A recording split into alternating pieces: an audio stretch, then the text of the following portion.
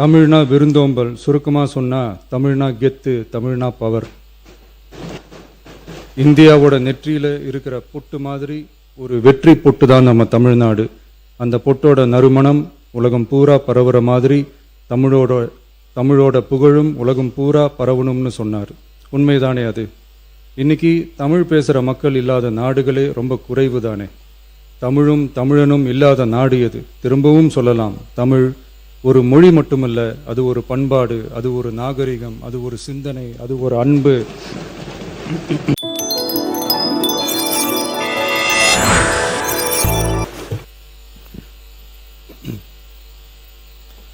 மாண்புமிகு பேரவைத் தலைவர் அவர்களே, மொழி எப்பவும் தொடர்புக்கான ஒன்று தான், இல்லைன்னு யாரும் மறுக்கவே முடியாது. உலகத்தில் இருக்க எல்லா மொழிக்கும் இது பொருந்தும், அதையும் யாரும் மறுக்க முடியாது. ஆனால் நம்ம தமிழ் வெறும் மொழி மட்டுமல்ல, பேசினா வர்ற ஓசை மட்டுமல்ல. திரும்பவும் சொல்கிறேன், தமிழ் ஒரு மொழி மட்டுமில்லை, அது நம்ம உயிர், அது நம்ம உணர்வு.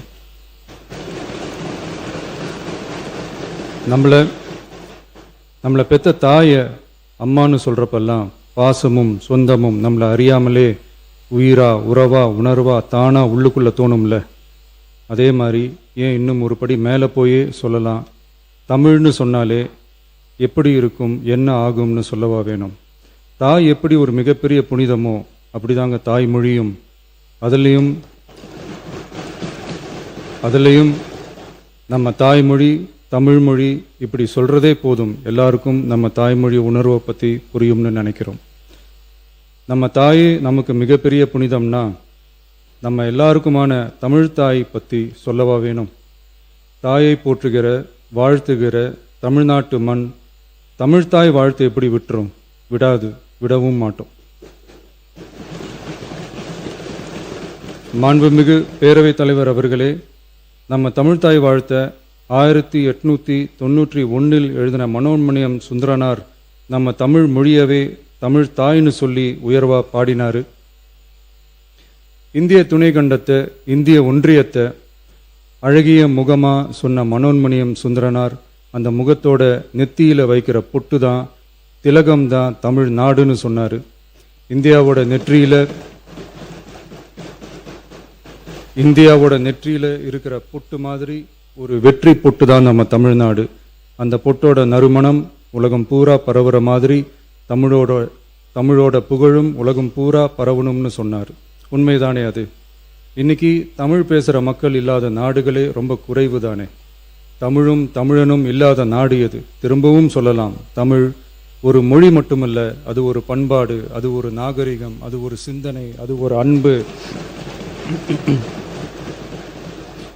தமிழ்னா விருந்தோம்பல், சுருக்கமாக சொன்னால் தமிழ்னா கெத்து, தமிழ்னா பவர். அந்த தமிழோட புகழ சொல்கிற தமிழ்தாய் வாழ்த்தில் அனைத்து உலகமும் இன்பமுறன்னு சொல்லி உலகத்தையே நம்ம தமிழை உயர்த்தி பிடிக்குதே தவிர எந்த மொழியையும், எந்த மதத்தையும், எந்த இனத்தையும், எந்த ஒரு தனி மனுஷனை கூட தாழ்த்தி பேசலை, யாரையும் கொஞ்சம் கூட காயப்படுத்தலை. மாண்புமிகு பேரவைத் தலைவர் அவர்களே, நம்ம ஒவ்வொருத்தருக்கும் தனித்தனியாக ஒரு பேர் இருக்கும். ஒரு கூட்டத்தில் நம்ம பேரை சொல்லி யாரும் கூப்பிட்டா நாம் ஒருத்தர் மட்டும்தான் திரும்பி பார்ப்போம். ஆனால் தமிழ்னு சொன்னால் ஒட்டு மொத்தமாக நாம் எல்லாருமே திரும்பி பார்ப்போம்ல. அப்படி நம்ம எல்லாருக்கும் இருக்கிற பொது பேரு தானே அது. நமக்கு தமிழ்னு அடையாளத்தை கொடுத்ததே தமிழ் தானே. ஒரு பேரே, ஒரு சொல்லே, ஒரு மிகப்பெரிய வரலாறுனா அது நம்ம தமிழ் தான். அந்த தமிழை உயர்த்தி பிடிக்கிற தமிழை பின்னாடி தள்ளினா தமிழ்நாடு எப்படி பொறுத்திருக்கும்? ஒரு கட்சிக்கு பிரச்சனைனா சம்பந்தப்பட்ட அந்த கட்சி மட்டும்தான் போராடும். ஆனால் தமிழ்னு சொன்னால் ஒட்டுமொத்த தமிழ்நாடும் ஒன்றா வந்து நிற்கும். அதனால தான் சொல்கிறோம், தமிழ்னா உயிர், தமிழ்னா உணர்வு. உலகத்தில் தோன்றிய பல மொழிகள் காலப்போக்கில் மறைஞ்சு போய் இருக்குன்னு சொல்லுவாங்க.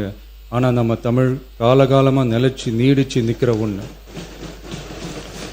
தமிழில் என்ன இல்லைங்க, இலக்கணம், இலக்கியம்னு பல ஆயிரம் வருஷமாக இருக்கிறது நம்ம தாய்மொழிக்குத்தானே. தொல்காப்பியம், சங்க இலக்கியம், ஏன் உலகம் முழுக்க தெரிஞ்ச திருக்குறள் ஒன்று போதாதா தமிழோட பெருமையை சொல்கிறதுக்கு? இவ்வளவு பெருமை கொண்ட தமிழ் மொழியோட ஒரு அடையாளம்தான் நம்ம தமிழ்த்தாய் வாழ்த்து. ஒட்டுமொத்த இந்தியாவோட பன்முகத்தன்மையை உயர்த்தி பேசுகிற தமிழ்த்தாய் வாழ்த்து நம்ம ஊரில், நம்ம தமிழ்நாட்டில் முதல் இடத்துல தான் இருக்கணும். நம்ம இந்திய அரசியல் சாசனமே ஒவ்வொரு மாநிலத்தோட மொழிக்கும் பண்பாட்டுக்கும் பாரம்பரியத்துக்கும் பாதுகாப்பு உரிமையை கொடுத்துருக்கு தானே. அந்த உரிமையின் அடிப்படையில் தமிழ்த்தாய் வாழ்த்துக்கு முதலிடம் கொடுத்து தானே ஆகணும். அதானே மாநில உரிமை. அப்படிப்பட்ட தமிழ்த்தாய் வாழ்த்து தான் 1970 நவம்பர் 23 முதல் அரசு விழாக்களில் முதல்ல பாடணும்னு சொல்லி ஒரு அரசாணையை போட்டு அந்த செயல்பாட்டுக்கு வந்துச்சு. அதுக்கப்புறம் 2021 டிசம்பர் 17 முதல் மாநில பாடலா அங்கீகாரம் வழங்கப்பட்டுச்சு. அனைத்து கல்வி நிறுவனங்கள், பல்கலைக்கழகங்கள், அரசு அலுவலகங்கள், பொதுத்துறை நிறுவனங்கள் உள்ளிட்ட பொது அமைப்புகளோட நிகழ்ச்சிகளில் தமிழ்த்தாய் வாழ்த்து கட்டாயம் பாடப்படணும்னு அரசாணையும் இருக்கு. 2026 ஜனவரி மாதம் 28 ஒன்றிய அரசோட கடிதத்தில் அரசு விழாக்களில் பின்பற்ற வேண்டிய சில நடைமுறைகள் வெளியிடப்பட்டது. அந்த ஆணையில் மாநில பாடல் பற்றி எந்த வழிமுறையும் இல்லாமல் இருந்துச்சு. நம்ம அரசு பொறுப்பேற்றதும் கடந்த மே மாதம் 27 மாண்புமிகு பிரதமர் அவர்களுக்கு மாநில பாடல்களுக்கு உரிய அங்கீகாரம் வேண்டும்னும், ஒன்றிய அரசு வெளியிட்ட ஆணைக்கு திருத்தம் வெளியிடணும்னும், மாநில விழாக்களில் தமிழ்த்தாய் வாழ்த்த முதல்ல பாடுறதுக்கான உரிய வழிமுறைகளை வகுக்க வேண்டும்னு சொல்லி கடிதம் எழுதியிருந்தோம். அதை தொடர்ந்து போன ஜூலை மாதம் 9 கடிதத்தில் மாநில பாடல் பாடப்படுவது பற்றி இருந்துச்சு. ஆனால் நம்ம தமிழ்நாட்டில் 1970களில் இருந்து தமிழ்த்தாய் வாழ்த்து எல்லா அரசு நிகழ்ச்சிகள்லையும் கல்வி நிறுவனங்கள்லையும் தமிழ்த்தாய் வாழ்த்து முதல்ல பாடுறது ஒரு மரபாவே இருக்கு. அதுக்கான அரசாணையும் இருக்கு. மாண்புமிகு பேரவைத் தலைவர் அவர்களே, தமிழ் நமது உயிர் மூச்சு, தமிழ் மொழி நமது அடையாளம், தமிழ் பண்பாடு நமது பெருமை. அதனால தமிழ்த்தாய் வாழ்த்தின் மரியாதையை பாதுகாப்பதில் தமிழக வெற்றிக் கழக அரசு ஒருபோதும் சமரசம் செய்யவே செய்யாது. தமிழ்த்தாய் வாழ்த்தை முதலில் பாடுவது அரசியல் அமைப்பிற்கும் இந்திய ஒற்றுமைக்கும் எதிரானதில்லை, மாறா வேற்றுமையில் ஒற்றுமைன்ற இந்தியாவோட உயர்ந்த கொள்கையை வெளிப்படுத்துறது. மேலும் தமிழ்த்தாய் வாழ்த்தை முதல்ல பாடணும்னு சொல்றது அரசியல் சம்பந்தமான விவாதமா மாறணுங்கிற அவசியமே இல்லை. இது தமிழர்களின் பொது அடையாளம். நம்மை வேறுபடுத்துவதல்ல, ஒன்றிணைப்பது. மாண்புமிகு பேரவைத் தலைவர் அவர்களே, தமிழ்த்தாய் வாழ்த்தின் கண்ணியத்தையும் தமிழின் தொன்மையையும் தமிழர் பண்பாட்டின் பெருமையையும் பாதுகாக்கும் இந்த உயரிய பணியில் இந்த சட்டமன்ற பேரவையில் உள்ள அனைத்து உறுப்பினர்களும் கட்சி வேறுபாடுகளை மறந்து ஒன்றிணைந்து அனைத்து கல்வி நிறுவனங்கள், பல்கலைக்கழகங்கள், அரசு அலுவலகங்கள், பொதுத்துறை நிறுவனங்கள் உள்ளிட்ட பொது அமைப்புகளின் நிகழ்ச்சிகளிலும் தமிழ்த்தாய் வாழ்த்து கட்டாயமாக முதலில் பாடப்பட வேண்டும் என்று கொண்டுவரப்படும் இந்த தீர்மானத்திற்கு அனைவரும் ஆதரவு வழங்க வேண்டும் என கேட்டுக்கொள்கிறேன். தமிழ்த்தாய் வாழ்த்து தொடர்பான அரசினர் தீர்மானம். தமிழ் உலகின் தொன்மை வாய்ந்த செம்மொழியாகவும் தமிழர் நாகரிகம் உலகின் மிக பழமையான பண்பாட்டு மரபுகளில் ஒன்றாகவும் திகழ்வதை இப்பேரவை பெருமையுடன் பதிவு செய்கிறது.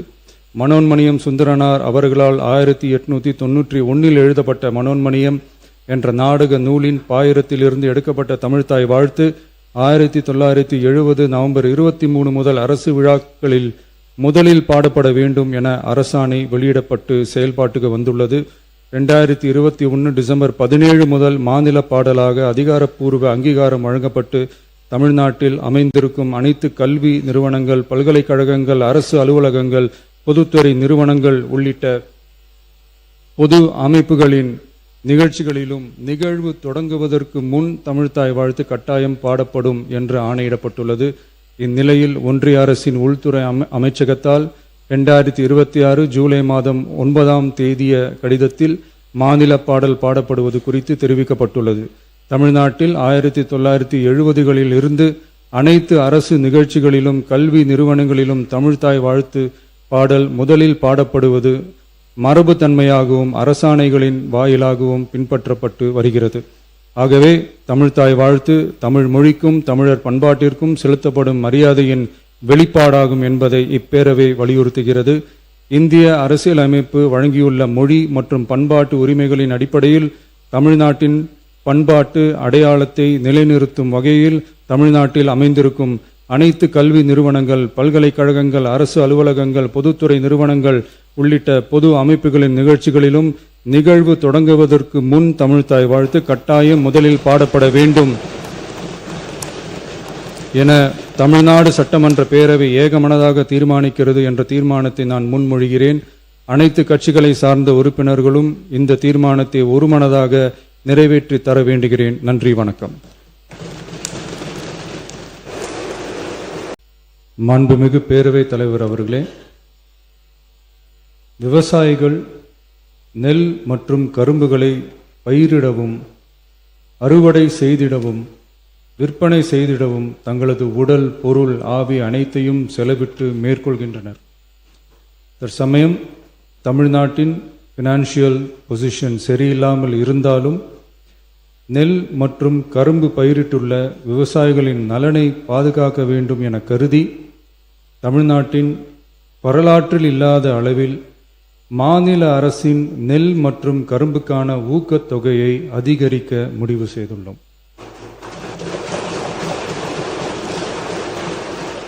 நெல் கொள்முதல் பருவம் வரும் செப்டம்பர் 1ஆம் தேதி தொடங்க இருப்பதால் குறைந்தபட்ச ஆதரவு விலையுடன் மாநில அரசின் ஊக்கத்தொகையாக சன்னரக நெல்லுக்கு குவிண்டால் ஒன்றுக்கு ரூபாய் 289 மற்றும் பொது ரக நெல் ஒன்றுக்கு ரூபாய் 159 என உயர்த்தி சன்னரக நெல் ரூபாய் 2750 பொது ரக நெல் ரூபாய் 2600 என வழங்கப்படும்.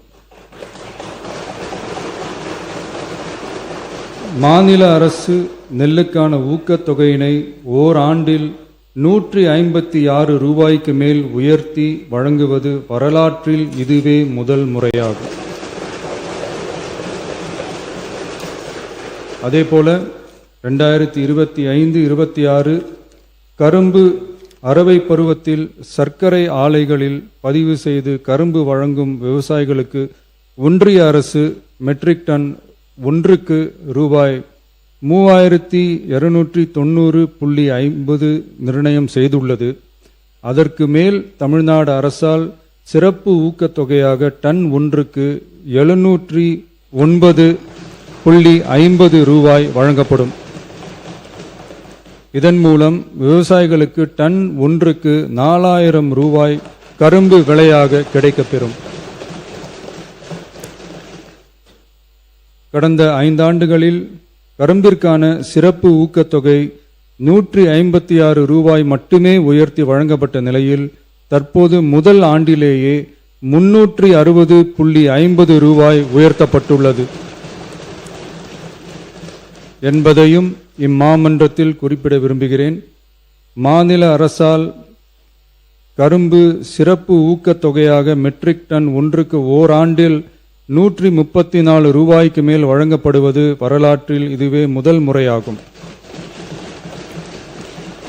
நமது அரசு எப்போதும் விவசாயிகளை ஒருபோதும் விட்டுவிடாமல் அவர்களோடு தோளோடு தோள் கொடுத்து விவசாயம் சிறக்கவும் ஊரக வாழ்வாதாரம் சிறக்கவும் என்றும் உறுதுணையாக இருக்கும். நன்றி.